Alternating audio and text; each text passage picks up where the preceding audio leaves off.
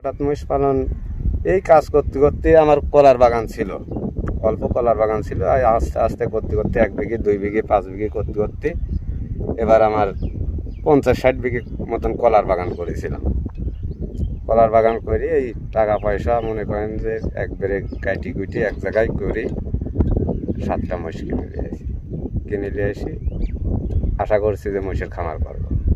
7টা মহিষ আছে, আমি মাঠে বসি খামার ধরনের মহিষ পালতেছি। বেশি দিন না, অল্প মাস 3 হলে মহিষ পালতেছি। আশা মহিষ এখন আশা যে মহিষের খামার করবো, মহিষ বেশি বানাবো, মহিষ মাঠে ঘাটে লাহি অনেক মহিষ বানাবো। সাল পাল ছোট ছোট রয়েছে, সাল পাল মানুষ করা লাগবে, এর পরে নির্ভর চলা লাগবে।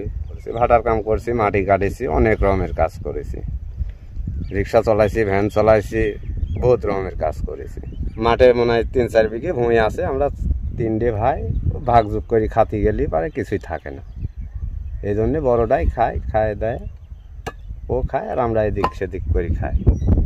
কলার ব্যবসা ট্যাবসা করি, এটাই। কিনেছিলাম হচ্ছে 7.5 লাখ দিয়ে, আর এখন বেচতে গেলে 8 লাখ, 8.5 লাখ, 9 লাখ মতন হবে।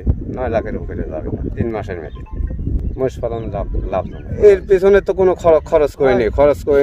এটা হচ্ছে মাঠে খায়, মাঠে তিনি চলে ফেরে আইসি, একটু পানি টানি ধরি সম্মুখে, এটাই দেহা দেহি সকলেই করছে যে মহিষ আমরাও কিনবো, আমরাও মহিষের খামার করবো, মহিষের লাভ বেশি। নিজের বুদ্ধিতেই এবার কলামলা বেশি, টাকা পয়সা চারটি কাছে হয়েছে, তাই এই ম্যাগনেট বুদ্ধি হয়েছে যে আমি মহিষ পালবো। তেমনগঞ্জ ভাটার লিভার ছিল তো ভাটায় ঠিক মতো কাজ করতে পারছি না। কেন? গুটির বিরাম ছিল, গুটির বিরামের জন্য বসতে পারছি না।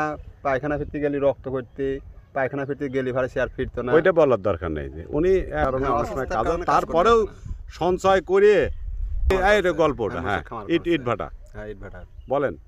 ইট ভাটায় কাজ করতে পারতো না, তো কাজ করতো হালকা পাতলা, একদিন করতো না, এরকম করতে করতে মনে করেন যে 1 বিঘে ভুঁই কলার আবাদ করার পরে 1 বিঘে 2 বিঘে করছে, 2 বিঘে 3 বর্তমানে এখন 50 বিঘের পরে আছে।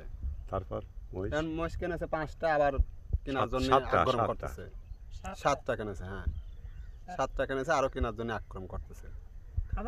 খামার করবে। এক সময় ওর কেমন সংসার চলতো? কিছুই ছিল না, খুব কষ্টে দিন যেত। আর এখন বর্তমানে খুব ভালো যাচ্ছে। ওকে।